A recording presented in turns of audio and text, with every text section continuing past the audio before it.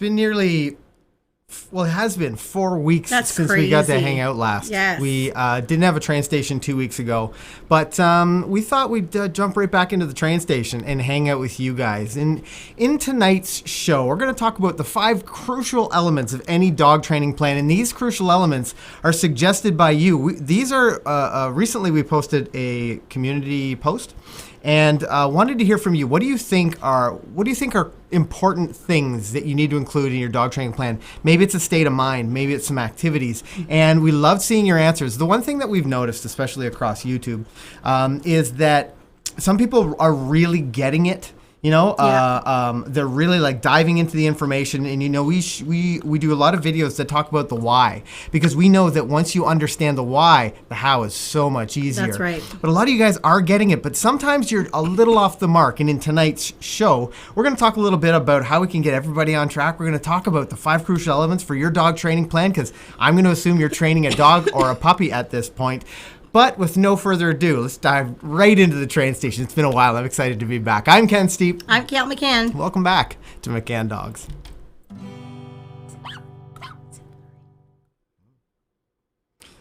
And this is 5 Alive. Oh, yeah. I don't know. Do you guys know 5 Alive? Maybe you've seen some of his series. He's part of our new series that we're shooting here on the channel. Good boy. He's our new puppy. He is, how old is he now? He just turned 4 months on Tuesday. Oh, I guess they can kind of see him. So 5 Alive he turned 4 months, did you say? Yep. 4-month-old, mixed breed, superstar. I mean, he is just so full of energy, full of just the best puppy. The best attitude. What a smart puppy. So smart. You know what? And he's so much fun to work with and play him. with. Really exciting. Thanks for all the well wishes. I am feeling a lot better. Thank you. Yeah. We're happy to have Kale back. It would have been a weird train station if Kale was coughing the whole time. So we just decided. I don't think that would have been enjoyable. Doesn't feel right. Yeah, it wouldn't have been much fun for anybody. Yeah. Also, you might not believe this, but I'm generally not a talker. No. So fortunately, Kale is here to pick up my slack. That is true. You might notice that in the chat, if you're checking out the chat, and maybe I know a lot of people are second screening this. I've talked to a few people that say like, "Oh, we watch your show on the TV, and we'll have our phones so that we can jump in on the chat." Well, if you're in the chat right now, you'll probably see that some of the names look a little bit different, and if the names are in blue, they're part of the McCann Dogs crew. We see Instructor Shandy, wow, did Instructor you just Robbie. Right now? No, that moments ago. Wow. Dan, the moderator, man. We have a lot of our instructors that are in there. And these are, let's see if I've missed anybody. No, it looks like those guys are in. I know a few others are jumping in shortly as well. But those guys are our moderators. They'll be able to answer some of your questions. Dan, the moderator, man, will be able to drop some links for you guys. And we're excited to get through today's show, to start chatting with you, give you a little bit more guidance about your decision making when it comes to your dog training, because I'll tell you what, as a frustrated dog owner, when I went to McCann Dogs many years ago, I wish I had this kind of information, because it's that ounce of prevention is worth a pound of cure idea. So if you can give your dog the right stuff first, your life gets so much easier. I saw someone, Knowledge is Power, which I love that name. I love that handle. Off the top, can't tell you how much I've enjoyed watching the videos. I get my puppy tomorrow. Congratulations. I took a week off work to train, because what the puppy learns first, they learn best. Boom. Love that. Yeah, that's huge. I love that attitude. Really, really cool. The one thing I wanted to mention is, I know maybe it's your first time here, and we move pretty quickly. I'm going to be totally honest. So if this is your first time here, we like to make sure, that we're speaking the right way to the right audience. So if you're new here, drop new in the chat, and that'll give us a little bit more guidance, allow us to make some training decisions, and maybe clarify more some of the things that need it. The other thing is that I spoke with some of our staff at the store, and I said, guys, we're doing this show tonight, and we're going to talk about some of the crucial elements of dog training. What do you think is like an appropriate thing that we can give to you guys? Maybe it's a discount at the store for a specific product, and I love what they came back with. I'm just going to bring this up here. So tonight, you get 15% off the bait pouches and the leather leashes. Nice. And I have I have my very first McCann Dogs leash. It's a 6-foot leather leash. It's they're beautiful. They last forever. They last forever. Yeah, I mean, like anything and that's the leather. older they get, the better they get. Yeah, because they're more worked in. Yeah, it's like a good baseball glove. So I totally agree. Yeah. So if you use train ticket at checkout, go to mccandogs.store, or if you're live in the chat, you type !train ticket. It'll Spot the Bot will drop off that link for you guys. Yeah, and the leather leashes really are nice. The reason why we're sort of so big on them is they're way more comfortable for your hand. Often if you have a dog that pulls a lot or is rambunctious and you have a nylon leash or any other material, really, it can burn your hand and it can be a little bit uncomfortable. Totally. But the leather leash is just really great to hold on your hand. It has a little bit of give as well, which is a little nicer for your joints and for the dog's joints. So it's just a little bit easier to use when you're training. They're beautiful. And I mean, they look great too. Absolutely, yeah. It's just such a cool leash. Which is also important. Totally. The other thing, I see lots of new people here. I'm going to welcome all of you guys. I'm excited to have you here. Because you're brand new, something I do every show because I find it so fascinating. I was never good at geography, but I love finding out where you guys are joining us from. Right now, we have online training students that we help on a weekly basis from 55 countries, which is very cool. So cool. And we see all kinds of new, I find out about all kinds of new places in the world, all kinds of new countries that I didn't even know existed sometimes in the chat. So what I'm going to do right now is our roll call. Let us know where you're joining us here in the train station from, because it's exciting for me. And again, even after the show, I'll sometimes go back and I'll be like, oh, okay, where in Cameroon is this place? Or where in, where is, I've heard of like England, but where is this town in England? And it's just so interesting when you guys join us, because maybe you don't know, but we're professional dog trainers from a small town in Ontario, Canada. Yes. I know a lot of people say, Canadian. You met somebody the other day. Maybe they're watching the stream when you're going to the competition. Yeah, it was like in Napanee, and I met someone from Windsor, and they drove up. I was at an en route station, and they drove up and said, hey, is that Five Alive? And I went, yes. And we watch your YouTube channel. It was awesome. Yeah, it happens randomly pretty often. Triono Gogarty, thank you for becoming a Heart Dog supporter. Welcome. We certainly appreciate it. And we're happy to have you here. Let us know if you have any questions in the look chat. at all those places. Time for a romper room moment. Look at this. You guys are just flooding in with all the cool places. Hold on. So I've got Asheville, North Carolina. I think I've seen you here, Fiddlin' Ryan, before. Burlington, not too far away. Strabane, very close, Kathy. Cape Breton, Guatemala, London, San Antonio, Murrieta, California. I've heard of it. I'm going to have to look it up. Philly, Quebec, Yorkshire, UK, Massachusetts, Poland. Thanks for joining us, Anna from Poland. Clarksville, Tennessee, Lebanon, Oregon, London, Ontario, Chicago, Illinois, Kim's from Texas, Northwest Indiana. Oh my goodness, it's going fast. Hey, Sweet World from Kuwait. Thanks for joining us here. Nice. Evans plus 7 from the California desert. Erica's joining us from Midvale. I see Missouri, Connecticut, Sebastian, Florida. I'll have to look that up, Nicole. Your neighbors from the south, from Michigan, says Pale Blush. Granbury, Texas, just west of Fort Worth. And Triona, who just joined us, she's from the San Francisco Bay Area. Thanks for joining us from San Fran. I see Jane, Five Alive. She says, Jane Anderson, one of our Heart Talk supporters, Five Alive is a celebrity. I guess so. I was so surprised. He kind of is. I immediately looked down to see if I was wearing any McCann clothing or branding, and I was not. And I was so shocked that he recognized like a black and white dog. I didn't really think he was that interesting looking. I mean, I think he's freaking adorable, but yeah, it was really cool. Okay, what I want to get into tonight is, as I mentioned, we had a bunch of, we asked the question, we said, what are the important elements of your dog training plan? Or what are our important elements of any dog training plan? And you guys gave us all kinds of great suggestions, and I want to share them. We're going to talk about them, what they might mean for you at home, how you might apply some of these things, how accurate do we think we are, maybe how important we think they're. Actually, you know what I'm going to do? Let's make a list. What are you going to do? Let's make a list. It's the top 5. We're going to go specifically for the top 5. Okay. I'll just create this in our little note section. Now we're going to have to wait for Ken to do the typing. I do it one finger at a time. Boop, boop, boop, boop, boop. It's quite disgraceful. A typer. Walter Vincent also becoming a Heart Talk supporter. For all of you guys that are the supporters. Thank you. Oh, shoot. Thanks for joining us here. Can you reach it? Yeah. This is like the story of our life. The dog throws the bone, and then we have to figure out who can get the bone more easily. Yeah, I know. Wild. So We've got our top 5. We're going to figure out what that is. Now, let's go to the first. Maybe, I wonder if you should go on. Do you think we should? I'm going to hold the bone. Okay. Good idea. Okay. First one from Anna Rozova. Let's talk about this. Oops, stand by one sec.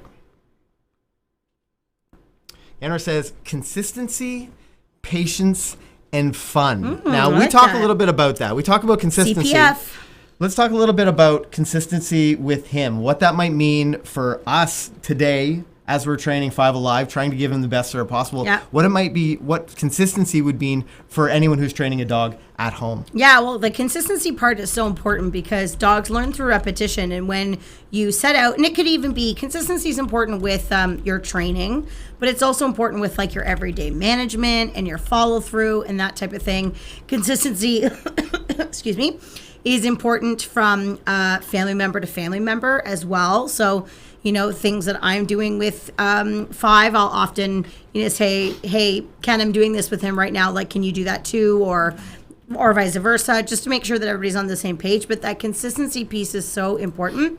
And really helpful for the dog's learning, because if they see the same picture or they're put in the same situation, they're rewarded for those things continually, they start to go, oh, this is what I'm supposed to do in this scenario. And then they're more likely to do some of those things independently. So consistency is, I would say, one of the things that people struggle with the most. I would agree. And unfortunately, it's one of the things that if you can be good at it, it can make a really big difference. So it's something you should be really aware of, really conscious of. And something that I learned early on was consistency also means that a word means the same thing all the time. Maybe like, your working response to name. Well, okay, that's just not great training. That's just poor use of your ever so valuable words. But I think for consistency, when I started to really understand the impact of consistency, was my expectation when I'm in the house, is that when I was training Deegan, the first dog that I trained, I'd say her name and I'd say it in the kitchen. Yeah. And then I would go out and that response to name wasn't nearly as good. Yeah. So consistency would be on me to make sure that I was giving Deegan great information. So we're out in that environment where Deegan's a little bit more distracted. I need to do a couple things. I need to make it easier for her to be right. I also need to train through this moment. I need to be consistent about making sure she understands that her name means the same thing, whether we're in the kitchen or we're headed to the park or whatever that is. But it's on me. I need to make sure that I'm consistent for her.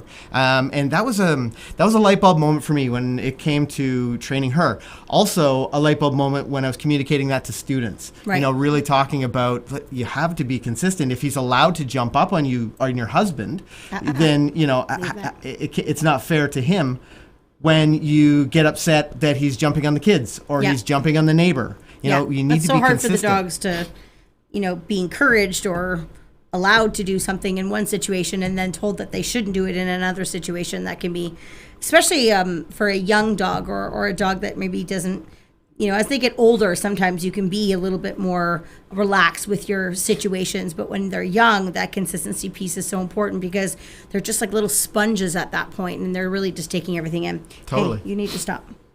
That's it. Good boy. Thank you. That's a good boy. Oh, he's chewing on your string now. He says, I just want to chew everything but the bone right now because I'm a puppy. So this is a great example. I'm being consistent. Absolutely. But I also think, maybe your puppy's just, he was to the vet today to get his vaccinations. And he's being a little fussy and, maybe he was a little bit, didn't have the exciting day that he normally has. But Kale needs to be consistent about not allowing him to chew on his thing. Actually, why don't we just put him in his crate? Just because these guys can't quite, they can't quite see the training. But for Kale to be consistent, because she's distracted right now, because we're in the middle of, working on this training for you guys, she can't be a great trainer for him. So the best course of action, we brought his little crate down here, pop him into his crate so that he's not allowed to chew sometimes and allowed to nip and bite sometimes, and then other times it's okay. So we need to be consistent about that. Okay, buddy. Bye-bye. And we'll bring him out in a little bit. Let him chillax for a bit. Maybe we can get a little deeper into the show.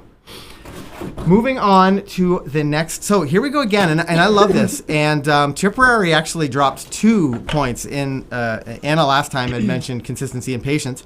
Well, Tipperary just squished them together. Said patient consistency. relationship building, which means, in their opinion, mix fun with training guidance for best results.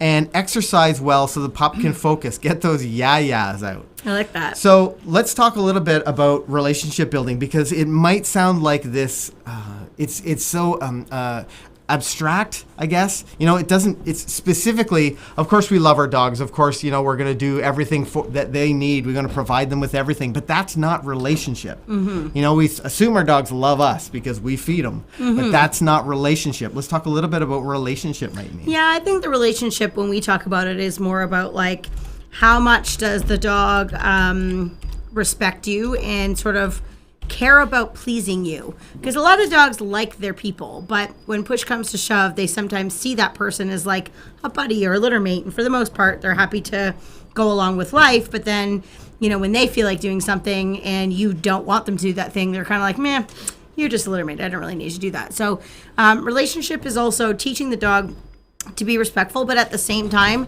teaching them to want to please you because they get lots of rewards. And a couple of the things that, I don't know where it's gone now, but mentioned like playing games and playing tug. Like there's lots of ways that you can establish your leadership status with your dog. I think sometimes when people hear like you need to be in charge, they need to respect you, they automatically think like you need to be disciplined, you need to be firm, you need to be, all these things. And you do need to have an element of those things in your dog's relationship, but you also can establish those things through games where you start and stop, the game when you want to. Where you teach your dog about calm mind exercises, self-control, all kinds of things. Because what it does is that, you're building games and you're having fun and the dog's learning and they're really enjoying themselves, but you're doing it with rules. And so that elevates your status as leader, and then that builds your relationship. Simply spending time together. One thing that we do to build relationship with Five is he spends a lot of time with us without any of the other dogs around. Okay, this is really important to talk about, I think. Yeah, because he likes the other dogs a lot, which is great, and I'm glad that he does, and he will eventually spend lots of time with them.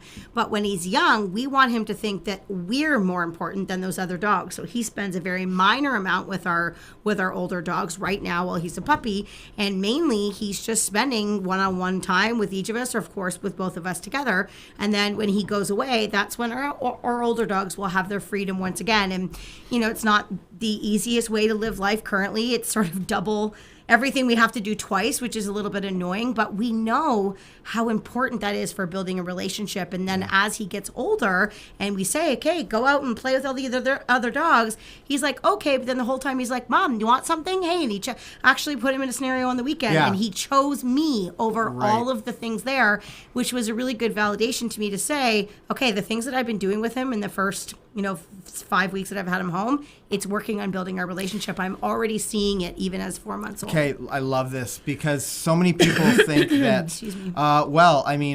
My puppy's 16 weeks old and he hasn't had a chance to run around with a bunch of other dogs yet. He's probably going to be aggressive. And that couldn't be farther from the truth. No. When we're talking about, some of you guys are new here. We talk a lot. We get a little deep into some of the dog training stuff, but we want you to understand the big picture. So, for example, we make sure that the dog understands that we bring value. And on the weekend, Kale had her puppy out with his litter mate. Yeah. And they were working on training exercises for a little bit. And then she was starting to get a response to name where the puppy knew that there's a chance that if I chase or follow or play with this, my litter mate, that there might be something of value there. But if I turn back and I go to Kale, there is for sure going to be something of value. And what were you using at the time as a reward? I don't remember. I think I had I made some tuna treats with like cheese in them or something like that. Yeah. I think I had. But you were ready.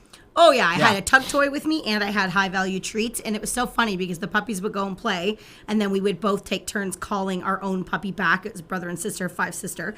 And it got to the point where both puppies figured out that we had rewards. So I would call Five, and then him and his sister would come racing to me and then sit and wait for a treat. And then Five would run to her when she would call her puppy, because they started to figure out that when we go to a human, lots of great things happen, but then at the same time, then we would release them to go and play. So they had the best of both worlds. They got a little bit of socialization, but they also were being controlled and managed and reinforced at the same time for staying focused. So it was a great way to socialize him, but it also kept my status and my importance really elevated to him in a really positive way. Of course, they were wearing leashes and long lines and in a contained area, so they were safe, like we had it controlled to the max.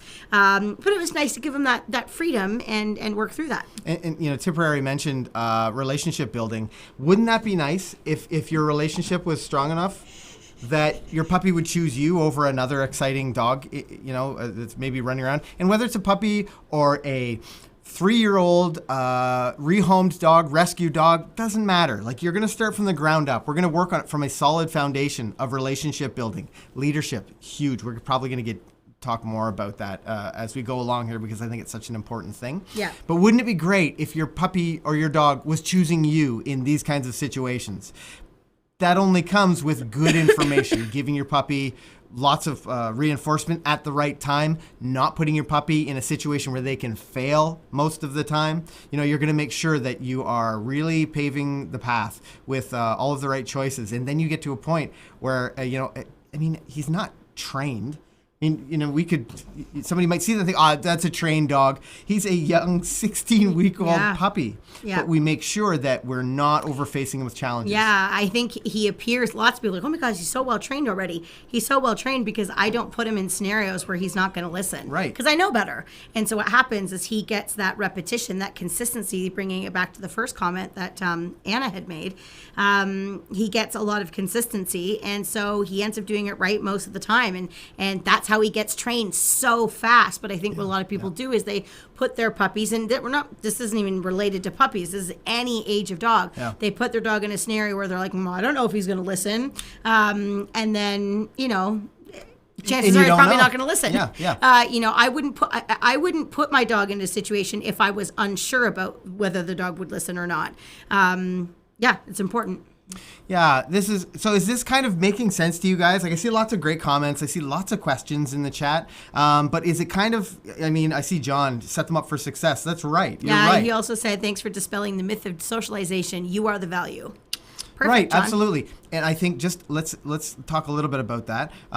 You know, we talk about experience, not interaction. Exposure. Yeah, absolutely. It's you know, exposing your dog to all these things, because the ultimate goal that you have is that your dog doesn't care about other dogs. Mm-hmm. It's not that they need to, love other dogs or love you, but they don't care about other dogs in these situations, because that's what's going to allow you to go out and your dog's not pulling at the end of the leash when someone crosses the road. It's, your dog's checking in with you because you've built a solid foundation. Yeah. So, you want an apathetic dog when it comes to interacting with other dogs. Yeah, we do want our dogs to be really friendly towards other people and other dogs. Absolutely. But for me, I don't want my dog to see another dog and then automatically assume he's going to drag me over to that dog to play. I want it to be on my terms to say, yeah, that looks like a nice dog that maybe you could play with. I know the person, I know the dog, I know the dog's going to be well suited to my dog. Sure, go and have a little playtime. Yeah. But I'm going to do that when I know I can get the control back. Five's had a couple little plays with some of my friends just to, give him some socialization in that sense. But most of the time, what I'm doing is trying to expose him. I'm trying to get him to meet a ton of different people. I've taken him to a ton of different places already. I do stupid things like literally outside today. Rather than like taking him up the stairs into the house, I lured him up onto that side stone thing, and I made him walk across this like skinny little thing. It wasn't like in the air or anything, and I made him do that and then I get him on the grate in the road, just different things so that he's like, okay, that's a bit weird, but I'm okay. You're feeding me. We're doing fun things. You're tugging. A truck goes by. I start tugging with him. So he's just getting so much exposure. So when things come up that might distract him or scare him or excite him, his first instinct is to say, Mom. And then from there, we can play, or I can tell him to sit, or whatever the situation might be. So exposure is so important to do with any age of dog. But if you have a young dog, get on it now. It makes such a difference. Marcia says supervision, crate training, and play. Now, these are, I agree with those as components of your training strategy. Certainly. But when we're talking about like elemental things, when we're talking about like strategies, I think supervision. Put the macro outside. Okay. I think supervision and crate training are a big part of management, good management for your dog. Play, I love because, and we see this with Five is sometimes we've got him on a pretty great schedule of like getting out and interacting, a little bit of training, a little bit of exercise, lots of, doing all kinds of things with us. But oh my goodness, Five! I know she's very close by. She's not very far away. He gets very excited because he's been under exercise today. That's partially my fault because I had him in the studio for so long. He also loves me an extreme amount. Yeah, but crate training and supervision are going to be parts of how you're looking at your dog training. Crate training is one of the things. I did it. Doesn't matter the age of the dog. I did it with a 2-year-old Deegan. I've suggested it with students. I've helped students that had a little older dog, and we talked about the value of a crate. Why it's so great to every time your dog comes out of the crate, you're there. We talked about that the dog choosing you. That's a great way to speed that process up. If they're not allowed to wander around the kitchen, all the time, choosing to play with whatever they want to play with, choosing to stare out the window, choosing to bark at the street. If every single time, you exercise them, you tire them out, they go into their crate, they sleep. The next time they come out, you're there. It's a great way to speed up that relationship building. Mm-hmm, absolutely. Let's see what JJMJ patience, treats, and consistency. A lot of patience. We're seeing, so we're seeing. I think patience. Maybe your dog's a doctor, and it's a different patience. But treats and consistency. So, treats have limited value. Let's be real about this. Treats. We're trying to train our dog to. Love or listen to or respond to the words we say. Sometimes that might mean in this specific situation, a toy is the best way to get that result. Or sometimes for some dogs, it's affection. Absolutely. Some dogs are like very tactile. They would prefer, petting or affection. So part of training a dog is to figure out like what they really love. Yeah. And if you really luck out, you get a dog that's like the trifecta, and they love food, they love toys, and they love touch. That's really great. Yeah. But it doesn't always work that way. The last dog that we had in for training, toy was hugely valuable to her. Touch was hugely valuable to her. Food was not valuable to her. So we had to change some of the things that we were doing to, get her to listen and to get her to want to do stuff for us, because the food wasn't really that big of a draw for her. So you have to be able to tailor to the dog that you have and try to use different resources. Don't just get stuck on treats. Totally. Treats are really helpful for sure, but they don't have to be the be-all, end-all. And you also want to get to the point where you don't become dependent on food. You watch our videos, you see we use a lot of food in our initial training because we're trying to build value and that type of thing. But at some point, in our progressions, and we share most of this in our online programs with our paid students, but we show them how to wean off of the food, how to get the dog to listen even though the food's not in your hand, or when you're at a distance or there's a distraction right by. So the food is great, but it's something that we don't always use a lot long term with our training. Our goal is to not have to anyways. Rhonda Oshtash dropping the $13.99 super chat. Thanks, Rhonda. Thank you, Rhonda. Our moderators will keep a close eye out for your comment or question. We use a lot of treats in training, and that was when I first started training at McCann's. I thought, were you surprised by that? I think I was. I didn't really think treats could have that much of an impact. In saying this, I had a Labrador Retriever. I was just going to say, you had a black lab. Right, but I was worried about the fact that I'd always need treats, and then over very quickly, when through guidance from actually instructor Robbie's in here, she was my head instructor. Love that. In grade 1. But understanding the timing, understanding when the treats are right, understanding what treats are right, and back to timing. It all comes down to timing. You talked a little bit about treats right for the specific dog, and is there some way that people could say like, treats are right in this instance. Treats are right for my dog. Is there because it's We use treats a lot for a lot of specific things. I love using treats. I mean, most dogs will. You can actually teach a dog to respond to treats if they're not super food motivated. You can like figure out where your challenge lies. And maybe it's you're feeding them too much. Maybe it's too much environment. The treats just don't matter. They're too stimulated, distracted. But is there something that people can like look at with their dog and say like, okay, this is a treat situation. This is a toy situation. Yeah. If your dog likes both, like typically for me, if I know I'm going to work on something that requires my dog to be maybe more thoughtful, more calm-minded, maybe I want to reward with a little bit more precision with the dog in a specific position, I would use food for all of those instances because usually the dog is a little more calm when they're using food versus a toy where they're tugging and they're going crazy. So if I wanted to teach my dog to walk at my side, for example, that would be a better food type of reward than a toy, because as soon as they start tugging on the toy, now they would be not in position anymore. So I think it depends on the level of mind that you want in that moment, and also like how precise you want to be. Sometimes you can't reward in an exact position with a toy, but you could with food, and it might change depending on what you're training. So agility, I use mostly toy reward, and obedience and most other things, it's a bit of a mix. Okay, I think I see Rhonda. Did you find her super chat? I think. Let's see here. And we also have another one from Bruiser. Yeah, Bruiser dropping the $20 super chat. Keep your eyes peeled. Turning the train station orange here. Okay, Rhonda asked, if one dog does something amazing without asking, how do I reward without rewarding the other? If one dog does something amazing without asking, how do I reward that without rewarding the other? That's a good question. Okay.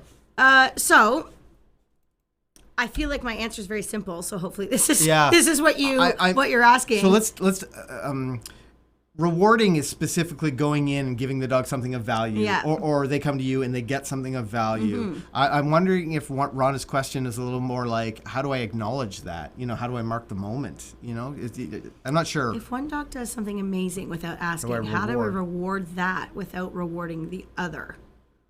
I don't quite understand it. So if your dog does something amazing and you haven't asked them, how do you reward it without rewarding the other? I don't really understand the question. So Rhonda's looking for ideas for training two dogs besides training separately. Looking for ideas how to reward with spontaneous happenings. Okay. Yeah, actually I do this a lot. I've actually literally been doing this with the puppy lately because I want him to learn to listen around the other dogs. So if I'm training two dogs at the same time, and usually I'll be either working, when I first started, I work on the exact same thing with both puppies. So we'll keep it super simple. I would have food in my hands and I would tell the dogs to sit. I would even say 5, sit, slam, sit, or I would just say sit, and I would expect them both to respond if I didn't use their name, and then I would yes and feed both. And one of the reasons why I like to do this is, especially with having a puppy, when I'm feeding slam, I expect 5 to be respectful in that moment. So if he tries to steal the food out of my hand, or if he tries to jump on Slam as I'm feeding Slam, it gives me an opportunity to say, hey, you, and place him back into a sit, and then feed Slam for sitting, feed 5 for sitting, because I want him to learn to be respectful and patient around the other dogs. You also could have them do 2 different things. So for example, I would have 5 sit or lie down, and I would be feeding him with one hand, maybe every 5 or 10 seconds, and I would be maybe throwing a toy for Slam or playing tug with Slam. And while 5 is being respectful and not chasing and not being distracted, I would be yes and rewarding. So both dogs would be doing 2 totally different exercises. If it's a situation where the dog does something without asking and it's a really great thing, I would just go ahead and reward that. I would reinforce it. Or sometimes if I'm trying to get one dog to do something and the other dog's like, hey, I can do that, I might just praise that dog that's so eager to please, but I might not food reward it. I might say, that's very good, but I'm not asking you right now. I'm asking this dog. So I acknowledge it, but I won't necessarily reward it. So hopefully that gives you a few ideas on what to do. Bruiser said, hey, just wanted to say thanks. So thank you for that super chat. That's nice. And then Sarah, turn the lights yellow, green? That's green. With a thank you sticker. So thank you for Is that a pair? Here today. I think it's a dancing with a headband. Pair. Yeah. I love it. Just having a good time, having a party. Cute. Okay, you know what? Let's talk. you were talking a little bit about like some of the unique stuff that, we put a lot of stuff on YouTube. We put all kinds of videos out here. We have over, I don't know, maybe we have 700 videos or something like that. Whatever it is, whatever the number is. But it's all pretty general stuff. We know surface. As professional dog trainers, it's like surface layer stuff. It's, maybe it's right for your dog. Maybe they need there's a little twist that they need to be successful. But all of our content is intended to help somebody. It's going to go out there and it's going to help a lot of people, which is really exciting. But if you need more specific information, if you need stuff that's right for, maybe it's your living situation or your dog or puppy, and specifically or like talking understanding about how to put it together, because something that our YouTube videos don't do is they don't necessarily show you the progression. Yeah. And like, you should start with this, this, and this, then you move to this, this, and this. This is how you prove it. We don't show that aspect on YouTube, and we do that on purpose because every dog's journey is a little bit different. Absolutely. And that's why when we have our online programs like Puppy Essentials or Life Skills, we're able to get to know you and the dog a little bit more and take you through sort of more of a progression. And then say you get to lesson number 4 and you hit a road bump, we can say, okay, Katie and Winnie, she's actually is one of our students. There you go. Katie, why don't you try this with Winnie instead, or whatever you might need to do, so we can give you some, we can kind of steer you in a direction that's great for your dog. So we actually have we have a couple online programs. Have been reading the chat as you guys have been typing here, and there's a couple people that said, "Can I start Puppy Essentials? I don't even have my dog yet, and I'm eager," which is great. So if you don't have a dog yet, we actually have this really cool program that we just launched. It's Puppy Prep Guide. So it's for those of you who don't have your dog yet, and it's everything you need to know about getting a puppy, all the things you need, picking a puppy, what to do when you bring the puppy home at first, introducing your puppy to other dogs. It's deep dive. It is, full, jam-packed of information. So that's something that's, it's more of a read type of program. And then we have our Puppy Essentials program, which is a full program, training involved. It's a 4-week program, but you get access to it for 3 months. And it's for puppies 5 months and under 5 months. And it's really, really great. It works on all kinds of obedience skills. But the main thing with Puppy Essentials is we really work on relationship building, like we've been talking about tonight, eliminating nipping and biting, which I know is a huge hassle for so many people. Confidence building, getting your dog comfortable with handling, so that you can just build a great relationship and confidence going forward. It really lays a solid foundation. And then if you have a dog that's over 5 months, then you would look at our Life Skills program, and that's when we're really starting to get into things like not jumping up on people, having manners around people and distractions, other dogs, walking on a loose leash, play and settle, focus around distractions, coming when you're called around distractions, all of those exercises and skills that are just crucial for having a well-behaved dog that you can, give some freedom to, because they like to listen. So the most important part that you didn't even mention it is you're actually working with a professional dog trainer. Yes, sorry. You're working with one of our McCann Dogs instructors. Maybe you're working with Kale. You're doing weekly coaching calls. It's really fully supported 6 days a week. That was where the big difference was for me. When we were talking about an online program, there's a million training programs out there, but you don't get access to a professional dog trainer. During the week. We also do middle of the week, evening. Weekly live Zoom calls as Absolutely. well on different topics, where we actually get to see your face and answer questions, and we do demonstrations and stuff. It's tons of fun.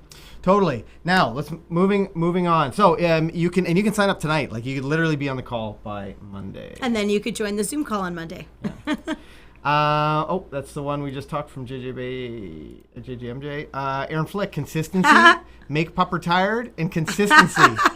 That's great. I love Aaron. it. So you guys are noticing a trend here, and if you're you're about to start training, I know some of you guys are, and I know some of you guys might be like doing that self-evaluation moment where you're like, are we being consistent enough? And I love that you're sort of, you're auditing the choices that you're making and really thinking about, can I make better choices? That is the reason we do these train stations. You can literally end this show and go start being successful with your dog. because that's the kind of thing that I had when I did McCann dog training, and it changed my life. Not only did I marry this beautiful girl, but it really changed everything about how I thought about dogs, and gave me all these opportunities to go more places with her that I would have never thought were possible. So we want to change your mind. Well-trained dogs have a better life. They do, and they live longer. I mean, Yep. It's just a fact. Patience from Rody Rick. Patience, schedule, and goals. I like the idea of schedule. I think there are some huge mistakes that people make with a schedule. Let's talk about, and I don't know if we're on the same wavelength here, but let's talk about a puppy schedule when it can go right and when it can go horribly wrong. Mm-hmm. Well, schedules are good, but you don't want to be too rigid with the schedule because dogs have a very, very strong internal clock. And if you get really set on a schedule and then all of a sudden you need to make changes for whatever reason, that can really throw a wrench in things for the dogs. The other thing too is dogs then sometimes start to, and actually I remember this is something that I had to fix with you when we first got together. Yep. Because you like fed your dog at like whatever time, it was like 6:30 or 6 o'clock, like consistently Dinner time. all the time. Who else's dinner time is at 6:30? Drop it in the chat. And I don't do that. My dogs, I don't really feed my dogs at a specific time frame because it just, my life is all, I'm teaching here, I'm doing traveling, there's all these things. And I remember when we first started dating at like 6:25, Deegan would start whining and she'd be like, oh, like feed, and it just drive me crazy because my dogs would never do that. And so of course I got involved and we started learning that we eat at different times, and then very quickly her like anxious and like excited behavior started to subside, and she's 17 now. She's almost 18 years old. 17 years old now, and she's been great for years and years and years. But yeah, you want to be careful about the schedule. It's good. Like, schedules are good, but you just want to be careful that you don't get too rigid with it. John. Balance. 6:30. Oh no, Kale's about to ruin this for me. A bigger picture too. Your puppy training schedule. I mean, you can eat whenever you want. Yeah, that's true. But your bigger picture, puppy training schedule. You know, you've mapped this thing out over the course of the month. You have these plans to reach these goals. Goals are great, but you're not quite there.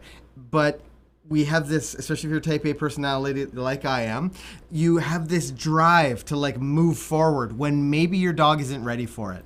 And this is where people's training plan completely falls apart. They've set this training schedule, put it together, said by 6 weeks from today on the calendar, we're going to be walking out, wherever. We're in a challenging situation. I mean, it's good to like manifest stuff. I love it. Well, and I love the goal setting. Yeah. But you need to have the humility, maybe is the word I'm looking for, to know when your dog isn't ready. And that you're going to actually take huge strides back in your training if you rush things. And know that like dog training is, it's not rigid like that. There's so many times where in any dog training experience, even, I'm a super experienced dog trainer, and there's so many times where I'll be doing something and then I'll go, I feel like I need to like backtrack a little bit on this because I don't really think my dog really understands, or I've been like at this one spot forever. Maybe it's time for me to like push the limits a little bit and see where I am. So even, as an experienced dog trainer, I still have to do that. But I think it's important that people have realistic expectations. That's really important. And then it's also important that if you sort of move forward and you think to yourself, this is, this isn't going very well, don't keep doing that thing. Change it. Go back to a step where you are getting success, and then hopefully you can inch forward to that spot and then surpass it one day. But you do need to be careful about that you want to train the dog that you have in the moment. Right. Don't get too stuck on like 1, 2, 3, 4, 5. I'm following a specific set list. And that's, to be honest, that's exactly how we create a lot of this content. We don't give specific ages. I will never say that your dog will have a be potty trained at a specific time. Your dog will learn how to walk on leash at a specific time. I know. Because these are complicated skills, and the worst thing that you can do is get frustrated when it doesn't happen in 4 days or 7 days or 14 or whatever. I want you to really start thinking like a trainer. How can I make this dog more successful? To be big picture, how do I make this more fun for both me and the dog? Because when you're excited about it and you're having fun with it, everybody wins. We see this in our classes all the time. We have nearly 500 dogs a week come into our training facility. At least that's the before COVID. I'm not sure what the number is now, but close to that. Comparable. Close to that. But that's when we see someone's like, you see that like light bulb go on, like, oh, okay, well, yeah, now I totally get it. And we're coaching and we're guiding these people. When we have a student who like is having fun with it, we know that they're going to be successful regardless of how challenging their dog might be, because when you're into it, you do it more often. You don't take it so seriously. You don't get frustrated and, throw down your bait pouch or, get mad at your dog, because that's not going to help. We want you to be enjoying this process, because you'll look back on it and you'll be like, you remember when? I remember when I actually, there's a trick that I taught Deegan. She was really, we're getting off track here, but she was really super stimulated about kids playing soccer. I'd go up to the park with her and, again, I'd given her lots of information, bad information for 2 years, and now I was in a training program. But I taught her a trick where she would go up to like a fence, or I taught it on the bleachers, where she'd go up and she'd just put her front feet on it, and then I'd reward her like crazy.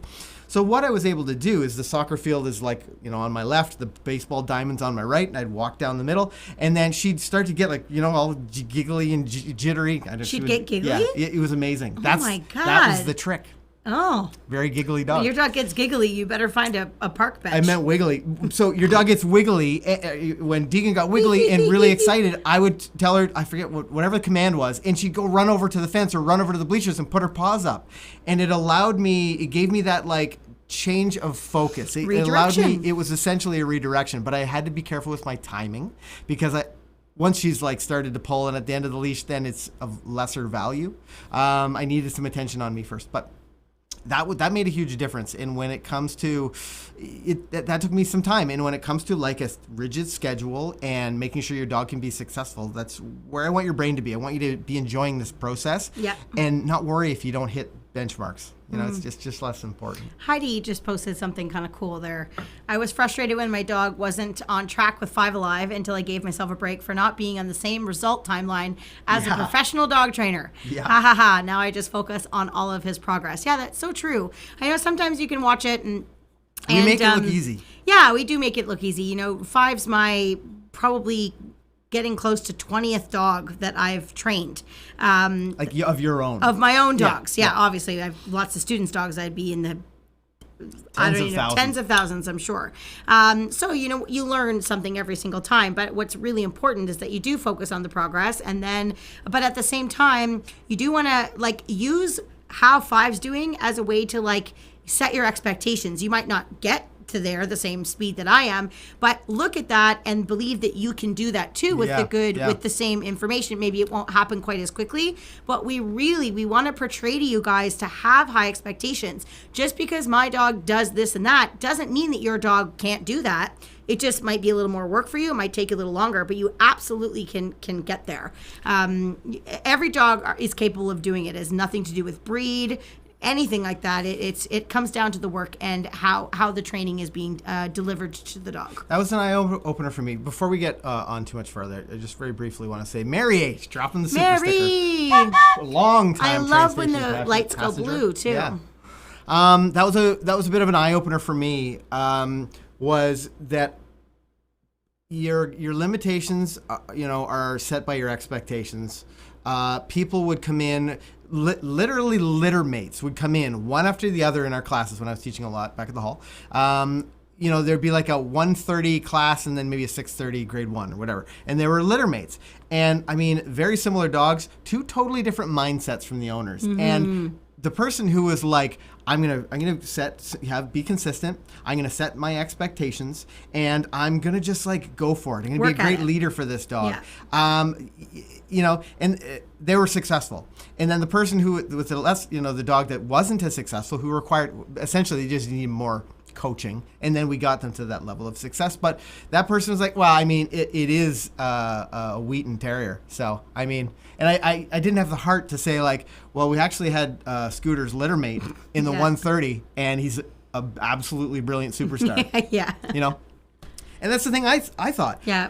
That's what I thought about Labrador Retrievers. It's a lot about the person. Yeah. I thought, they're going to be goofy, crazy wild things until they're 4, because that's what I'd heard, And then I met Bianca in her Labrador Retrievers, one of our old instructors, and like her Labrador Retrievers like doing backward circles around her and like doing these rollover things. You were like, and scent whoa, discrimination. my dog can do like, that. Yeah, that's basically what it was. So that's a big part of what some of the stuff we're showing here on YouTube, as well as all on our other socials. Mm-hmm. So anyway, it's true. A lot of people are like, wow, you guys make it look so easy, and we should, because we're dog trainers. You better hope that if you're coming to us for dog training information, we're pretty freaking good at it. Okay.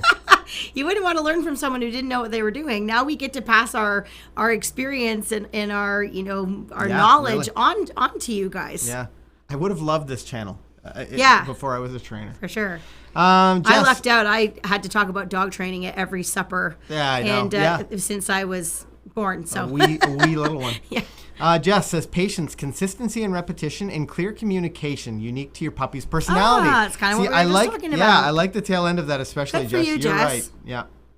A little bit longer one, it looks like. Okay, Kim L. Being cognizant of their mental health, staying under the threshold, leaning into breed-specific and individual strengths and interests like chewing versus chasing versus personal engagement. Mm-hmm. Being intentional about enrichment. I like that point. Mm-hmm. Getting professional support to ensure communication with my dogs is clear in both directions. What are they telling me? What are they understanding and interpreting from my communication? Nice. And continuously setting goals. My dogs are 10-ish and 13-ish. And we're taking this one step at a time as they become even more gentlemanly. Currently, we're doing games. That's very cute. Currently, we're doing games that include carrying their leashes back to me if I drop the handle, going as far as playing fetch with their leashes. Actually, you were just working on that the other day, weren't you? Yep. I'm going to bring Mac in just for a second. Why don't I pop this one up? Can we talk about that for a second? Yeah, that was really, really great suggestions. Yeah. Did you want me to talk about any of that? Yeah, if there's something there you'd like to talk about. He just set it down and ran away, guys. Mac's outside and he desperately wants to come inside. All of those things were really, really good. I particularly liked, I wanted to speak for a second about the breed specific thing, because if you've watched our channel before, you'll know that we talk a lot about like, don't make excuses for your dog's breed, because sometimes, and Ken just kind of touched on that, I have a hound, so like obviously he's going to sniff, or I have a husky, so obviously he's just going to pull. I feel like there's the butt coming. Yeah.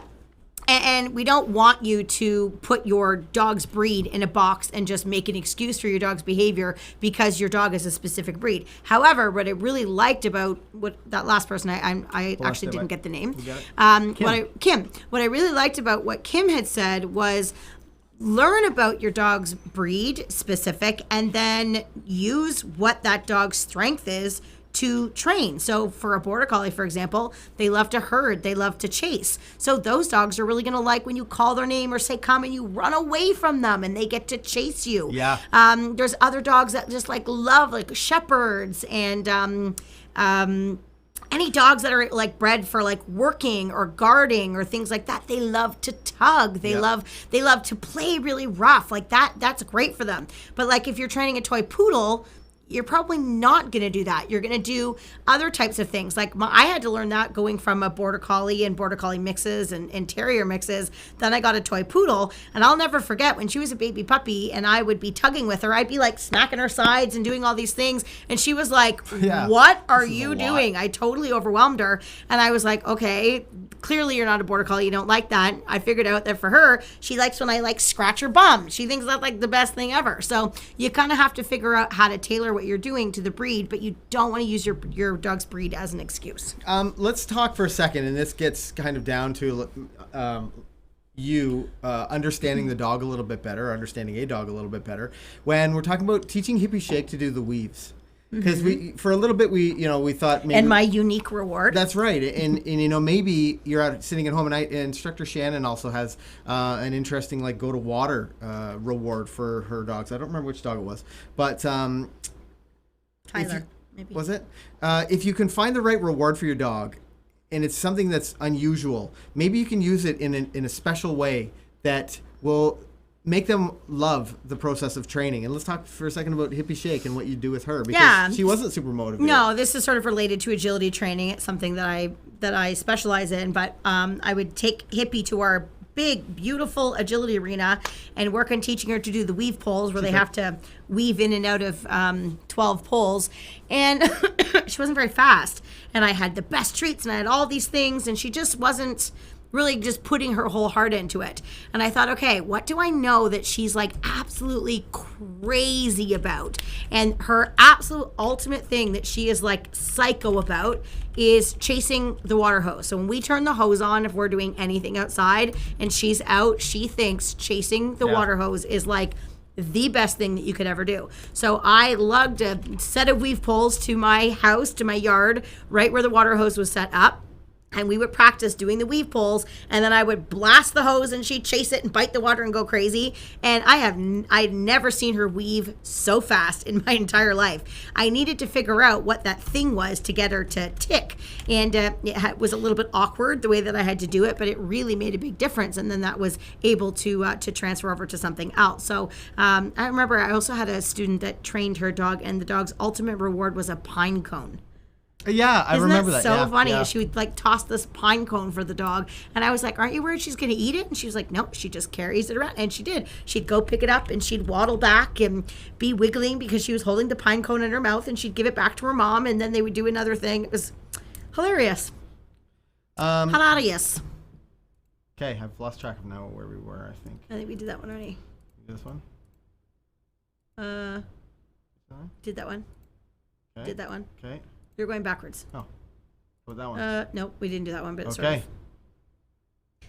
I cannot read that. So Amelia says management, create house line. Yes. Supervision. Yes. And training. Good. I love that. I mean, those are three very specific things that we talk about in a recent video. Yes, it is. Maybe Dan the moderator can drop that in the chat. But you're absolutely right, Amelia. These are like the pillars. If you imagine, as you're building this plan, these are three of the pillars, important pillars that you're going to focus on when you're giving your dog great information. Jess says, patience, consistent. Oh, maybe we've done Jess's. I feel like you're going backwards, hon. I don't think so. Maybe it was. Have we done them all? I don't know. No. We did do that one. TJ says, clear instruction, consistency, having fun with it. Yeah. It's like TJ could foresee what we were going to say and take time to talk about, and then move to this part of the show. Somerset Girl says, consistency, make it fun, lots of praise. One more, keep the training sessions short but regular. Let's talk about that. That's something that people often do. That's something that, we have to encourage a lot of students to not do, is like, okay, busy day, but at 6:30 after dinner, because we all know that's my dinner time, after dinner, I'm going to do 45 minutes of training, and then the dog will be tired and probably sleep Except for tonight, because we haven't eaten dinner yet. Fact. Actually, I, as a professional dog trainer, I would be very humble to admit I made this own mistake myself just the other day with my puppy.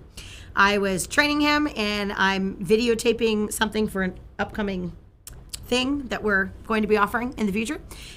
Wink, wink, nudge, nudge. And I was training him, and it was all going well. And then all of a sudden, I was like, Five just was doing it a little bit slower. He's a little bit distracted. And I was like, we were doing so good, buddy. Like, what's the deal here? Like, what happened to you?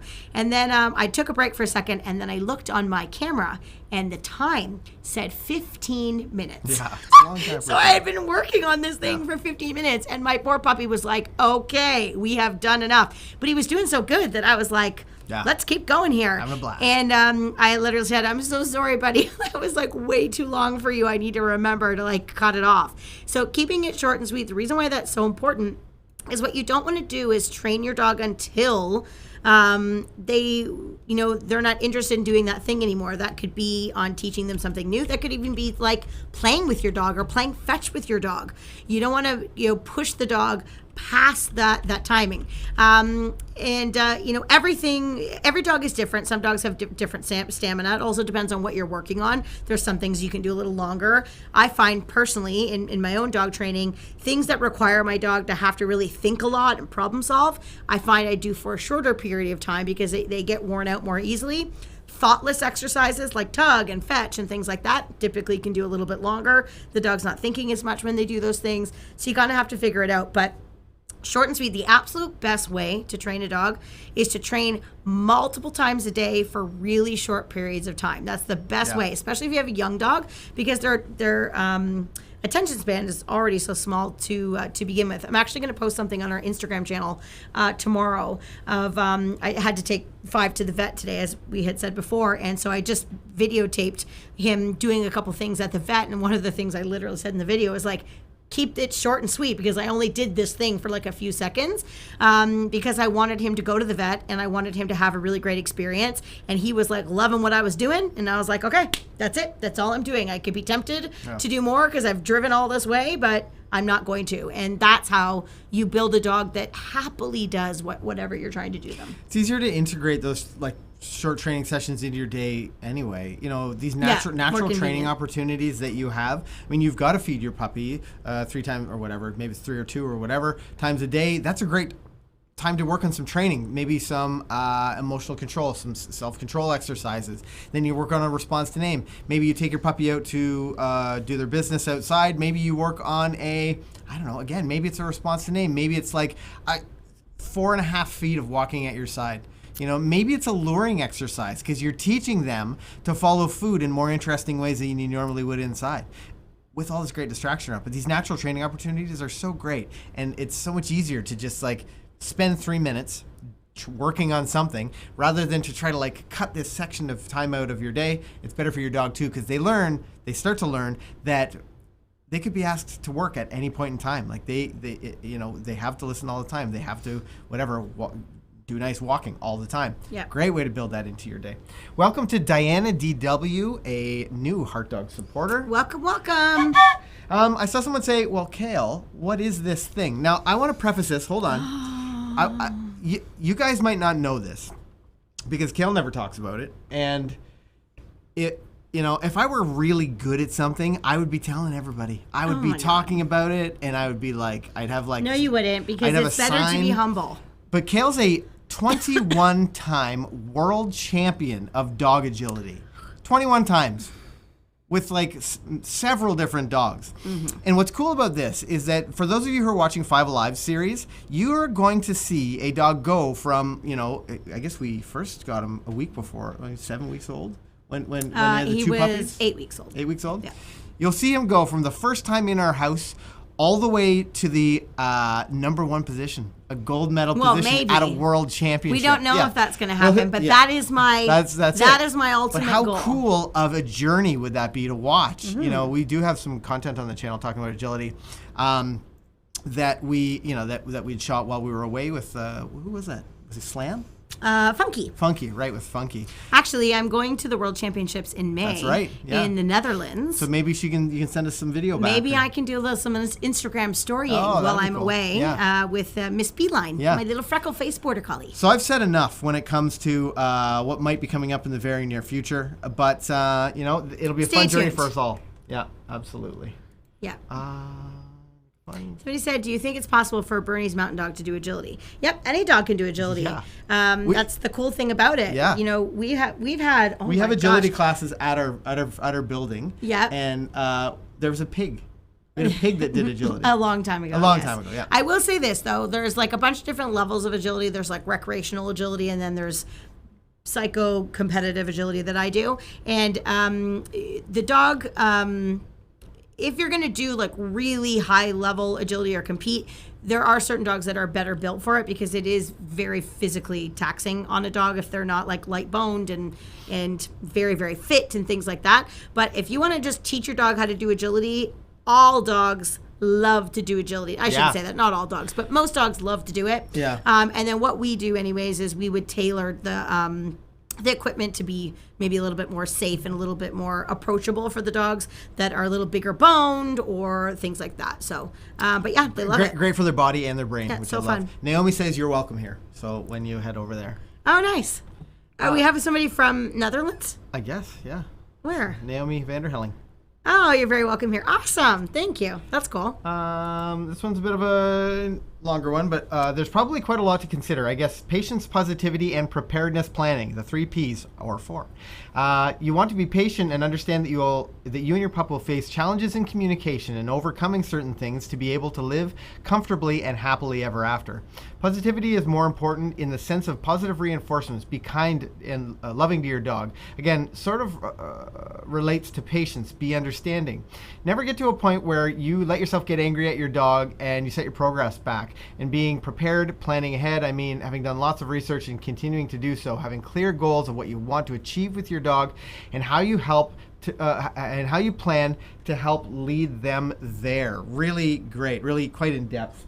And I do that is the things that we think about. If you fail to plan, you plan to fail. Mm-hmm. So having a plan is a huge part of this. I like the piece about the attitude as well, because there's lots of times dogs are very intuitive to their humans, and some dogs can be really sensitive, and if they feel like they're not getting good information or maybe they're a little bit confused, you do see some dogs like kind of shut down or like get a little bit worried about that. So your attitude when you train your dog is really important, as you said. Danny and Emily McClaney, the $4.99 super chat. Let me just grab that. We hand feed all meals, and this is something that we're hearing a lot from students right now. Not specifically, kind of like in and around this. We hand feed all meals, touch her while she eats, and prays. But we're noticing that when we give her a bully stick or a bone, she's protective. Any tips?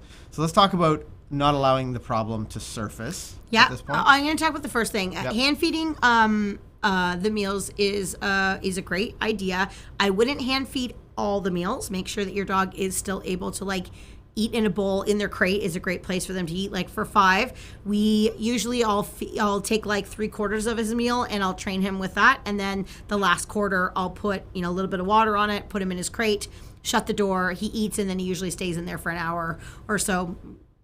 Actually random amounts of time, so that he also understands that he can go away and eat in peace. That's a really important thing. Touching them while they eat is a good thing as well, but again, sometimes it can be irritating. So you want to be balanced with this. I think sometimes people are, in an effort to teach their dog to be comfortable with hands while they're eating, their dog's eating and they're like it's just annoying. So be balanced with how you do it. Lastly, if your dog is showing any protective behavior over any type of higher value thing like bully stick or bone, you want to be removing those from your dog's lifestyle right now until you can improve your leadership and your relationship in some of the other areas of your training. Chances are issues that you're seeing in this scenario, there's usually other things that are going on that is a direct reflection of the behavior that you're seeing here. Sometimes it's hard to kind of know exactly what it is, but if the dog is not making good choices with higher value items like that, you want to not give them those higher value items until you've kind of worked out some of the relationship and whatnot, but you want to stop the rehearsal of it. We've had a lot of online privates lately about topics like this. Mm-hmm. There seems to have been a lot of that. But this is the kind of thing that you can't stop it indefinitely immediately, but you just don't allow the problem to happen in the first place. Yep. And then you can start working on some of these other exercises. It's just important if anything comes up with resource guarding that you be very careful about what you do, because it can be a really, really serious thing and not typically something that you should work through by yourself if you don't know what you're doing, because a lot of people can make the problem worse quickly. So it's a very touchy subject, and it's important that you get assistance on it. Yeah, give your puppy the best, or your dog the best information. But for now, avoid the situation from happening altogether.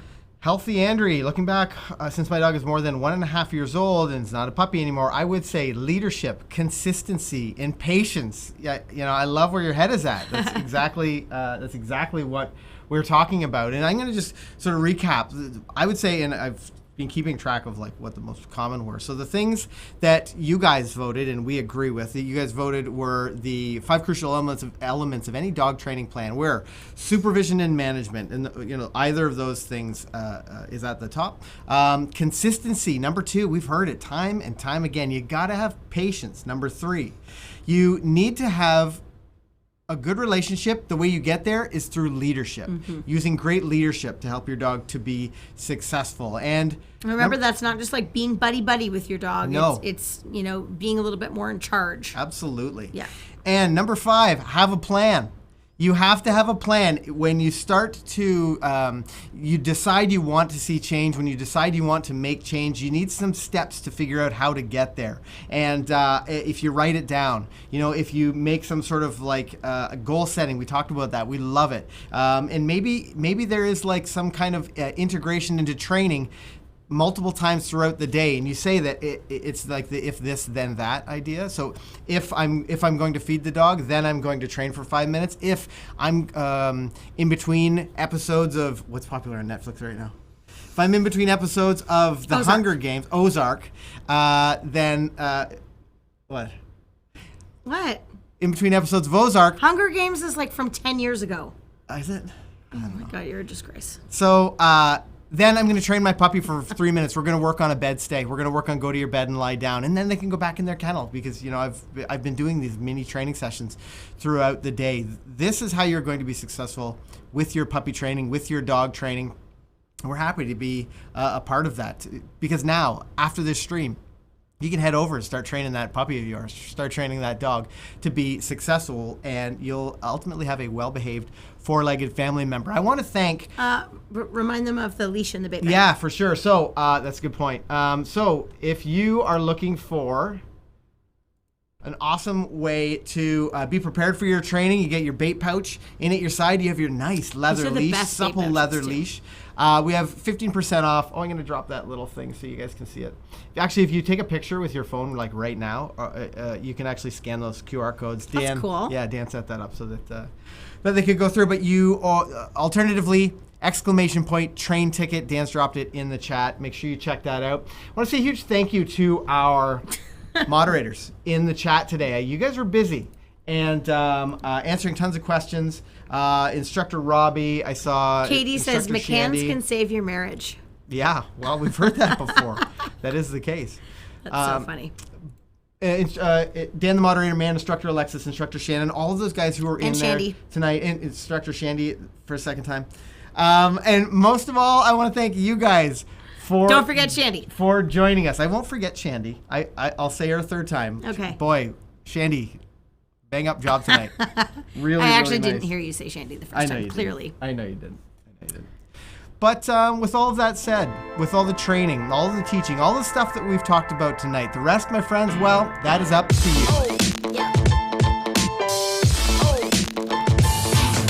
We do these live streams to educate you, but more importantly, to motivate you.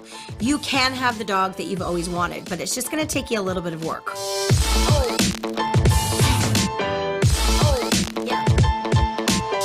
I would know because I was just like you. Long before I became a dog trainer, I was a frustrated dog owner, but the skills that I learned at McCann's changed my life. Now we have hundreds of videos here on our YouTube channel to help you to have a well-behaved, four-legged family member. But if you want someone to guide you through the dog training process, then you should check out our Puppy Essentials program for puppies under 6 months. If your dog is over 6 months, then you could join our Life Skills program, and our instructors are going to help to make sure that everything goes as smoothly as possible in a really supportive environment.